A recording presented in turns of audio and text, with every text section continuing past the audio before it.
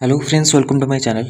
तो ये आपणकर गोटे अपडेट रोचे आपणकर एज को लेकिन ओडिशा सरकारी चाकरी आवेदन सर्वोच्च बयस सीमा साधारण वर्ग प्रार्थी 43 वर्ष को वृद्धि कर कारण पूर्वतन सरकार दीर्घ 10 वर्ष एवं नियमित भाव में सरकारी पदवी पूरण करुले जहाँफल बर्तमान 2 लाख रु अधिक पदवी खाली पड़ी।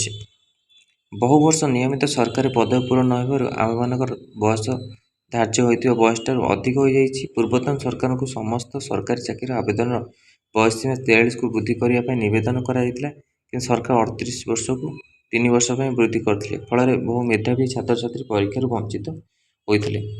आगामी दिन नूतन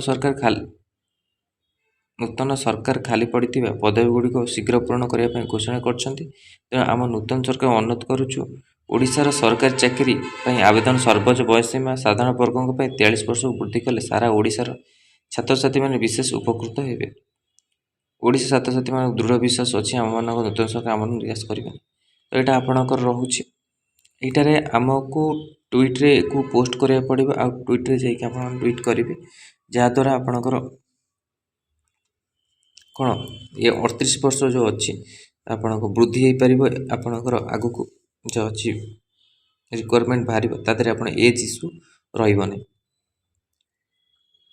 तो यहाँ इंपोर्टां अपडेट रोचे बहुत इंपोर्टां अपडेट पाई कि जोटा आग को निजुक्ति की नहीं जो आसो से आपण मैंने एलिजिबल हो पारे। तो आपको निश्चिंत आपण मैंने ट्वीट करने दरकार आगू जमी आपण को बयस सीमा बढ़ी आगू।